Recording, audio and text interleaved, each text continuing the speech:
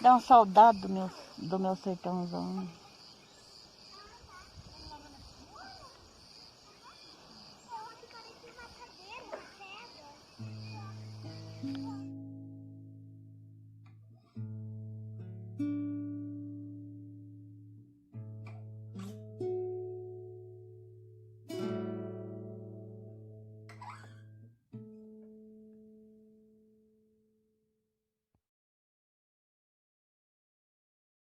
Sim. Nasci no Anhos, um sítio, um sertão chamado Anhos. Nós chamávamos Anhozinho. Lá a gente fazia mato, bicho do mato, tatu, cachorro do mato, gato do mato, veado. E a gente não conhecia nada de, assim, não sabia nem o que era uma cidade, sabe? Carro, principalmente, a gente não conhecia, nem televisão, nem nada. Agora, eu não lembro como que a gente fazia. Pegava água do rio, de um correguinho que tinha lá. Mas eu não lembro esse tempo, eu digo, como que a gente tomava banho. Esse tempo lá no sertãozão. Tinha muito porco, galinha. E a gente não ligava para verdura, essas coisas, sabe? E daí agora eu lembro quando tem aquela lata que hoje em dia é de 18 litros, nós só dava a lata de meia arqueira. Então, o que acontecia? Pegava, ia, a avó cortava aquelas enormes, aquelas abóbora. Cozinhava naquele latão, no fogão de lenha, para dar para os porcos.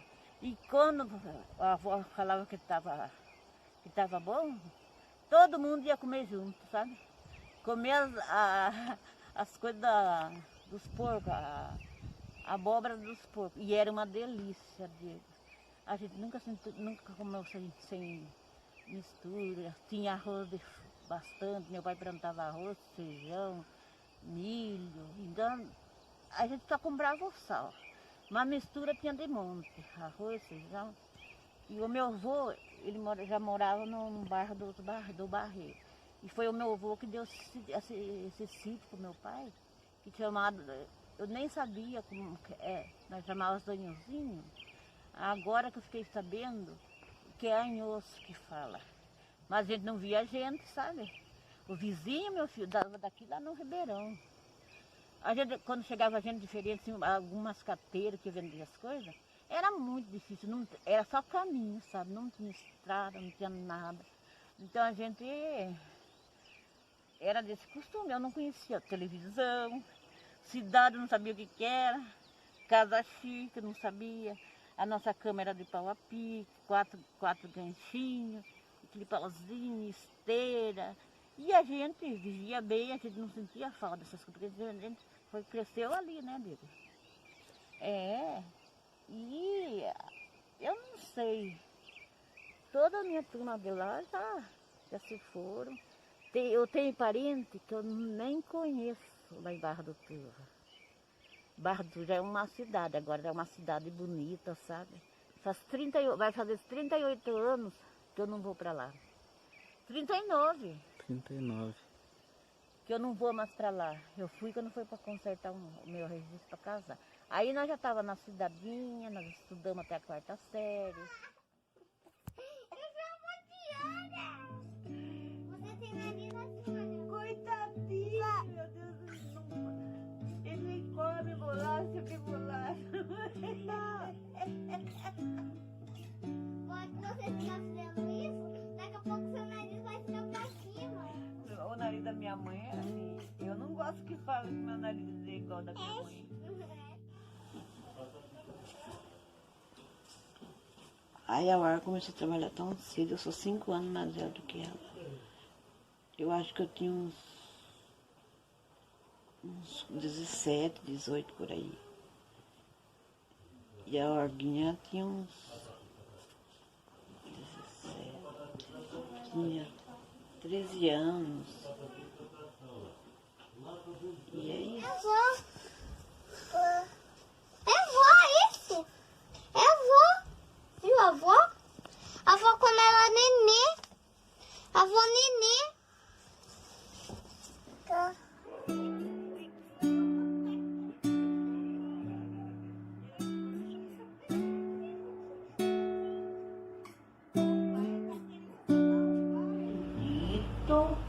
depois eu e a Cota, porque nós somos gêmeas. Aí nasceu a falecida Zilda, que morreu com 4 anos. Aí, dali 5 anos, a minha mãe teve a Olga. E depois, passado um tempo, nós já estávamos no sítio do meu avô, que era mais seguro. Aí nasceu o Cercinho. É Celcinho, mas eu falo Cercinho.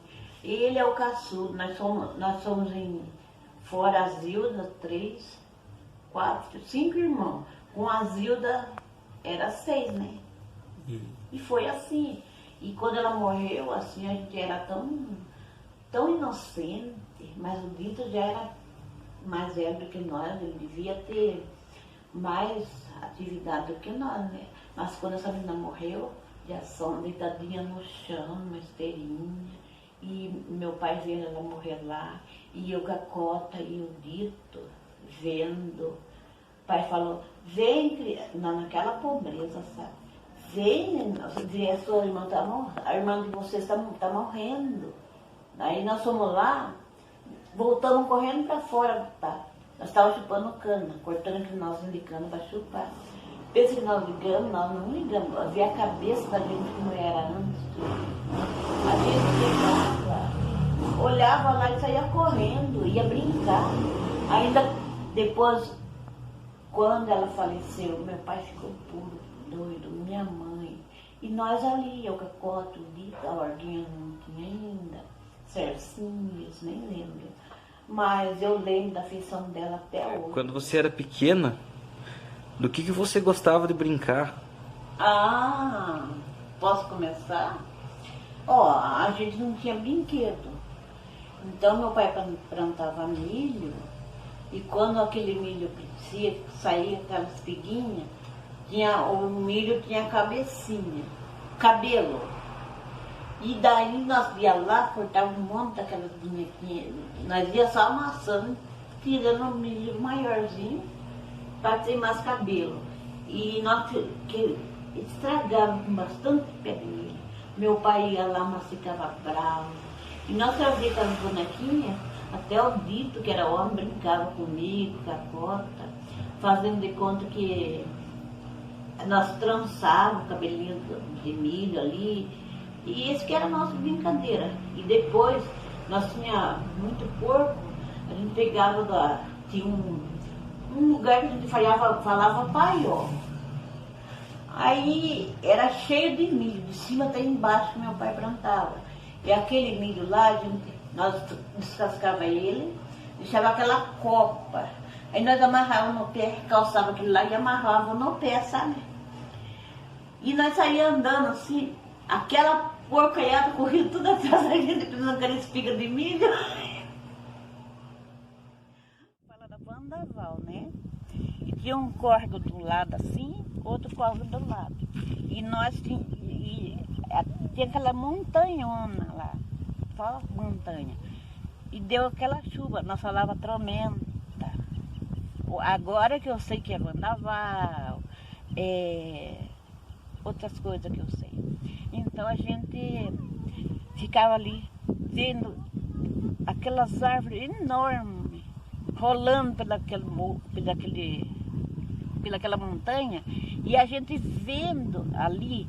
Eu sei que meu pai estava, não sei qual dedão no braço, a minha mãe, outra agarrada na perna da minha mãe, e nós vendo tudo isso, Diego. Como a gente... O meu pai falava assim, pronto, meu filho, vamos se preparar para morrer. Todo mundo ali agarrado na perna da mãe, um no braço, outro no braço da minha mãe, do meu pai. Eu sei que eu agarrava na perna da minha mãe. E vendo tudo aquela coisa, aquelas pedras, aquelas montes, aquelas árvores enormes, com raiz e tudo, a gente ia ver que caía tudo. E foi Deus que livrou, porque se tivesse na casa, a casa era pouco para ela, porque era casa de barro. Então, e foi uma coisa muito feia. Hoje eu tenho muito medo de chuva de vento, muito. Ficou desgostoso daquele sertãozão lá, e aí a gente veio pro sítio do pai dele, do meu avô, né? Aí meu pai fez uma casinha lá e lá ficamos. E ele vendeu esse sítio lá que deu essa chuva, esse vendaval, a troco de nada. Porque ali nós estava correndo um risco de morte, né? Mas como Deus é bom, aí ele achou um compadre dele e vendeu. Aí nós viemos pro terreno do meu avô. Aí lá no instantinho ele fazia uma casa de barro, sabe? E ali a gente estava perto da minha avó. Foi nessa época que a minha mãe ganhou, se arruinou para ter o Celcinho, meu irmão. E nós ali, eu tinha bronquite, mas até aí eu peguei muitos traumas desse lugar assim. E no Barreiro era só enchendo. Lá onde minha avó morava. Tinha aquele rio Turvo, Rio Pardo que se encontrava. Ai, que delícia dele. Nós corria remar. Eu remava, o Dito remava, nós brincávamos naquele riozão. E foi assim. A mãe do meu pai, ela era muito boa pra nós, muito caprichosa. Ela lá pegava aquela.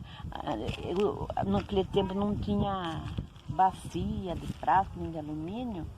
E você nunca viu falar em gamela? Gamela. Essa gamela, ela enchia de louça e ia na beira do rio lavar louça. E era só sabão de cinza que falavam, né? Que agora ninguém fala isso. E minha avó, eu adorava a comida da minha avó, porque ela era muito caprichosa. E é assim, ali nós ficamos, depois a gente... tem muita história. Santos Ferreira nasceu no dia 22 de janeiro de 1953, na zona rural de Barra do Turvo, num sertão chamado Anhozinho, ou Anhos. Filha da agricultora Maria do Rosário e do pedreiro, artesão e agricultor José dos Santos Lisboa, teve uma infância sofrida, pois eram muito pobres, começando a trabalhar na roça com aproximadamente 6 anos de idade, junto dos irmãos Benedito e Maria. Irmã gêmea de Maria, nasceram logo após Zilda e Benedito. Zilda morreu quando tinha 5 anos, vítima de sarampo. Devido à falta de recursos, não puderam dar um tratamento médico adequado a ela. Numa infância muito sapeca, costumava pegar as palhas de milho e enfiar no pé para depois correr dos porcos, que achavam ser uma espiga de milho.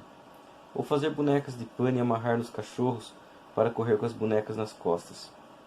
Conta que a única coisa que precisava comprar era o sal e o fósforo. O resto das coisas seu pai plantava. A cama chamava-se giral. Tinha que subir uma escada e dormiam todos juntos.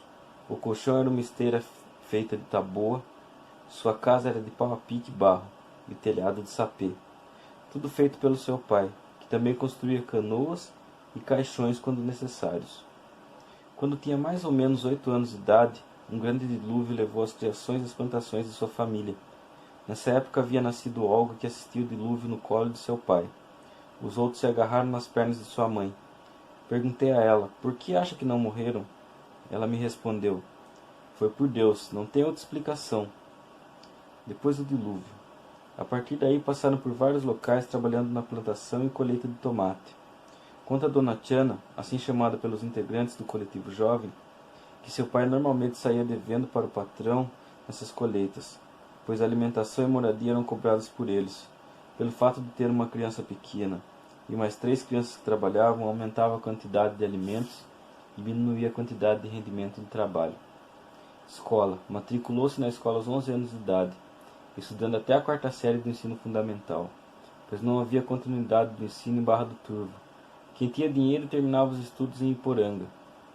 Conta que nessa época a dificuldade era tanta que o caderno que usou na 1ª série, no ano seguinte não tem dinheiro para comprar outro, mas sua mãe queria tanto que seus filhos estudassem que apagou o caderno inteiro para usá-lo novamente. Vinda até Capão Bonito. Por volta dos 16 anos de idade, seu pai subiu quase todo o Vale do Ribeira, passando por Juquiá, Registro e Iporanga, até chegar à nossa região, Alto do Paranapanema.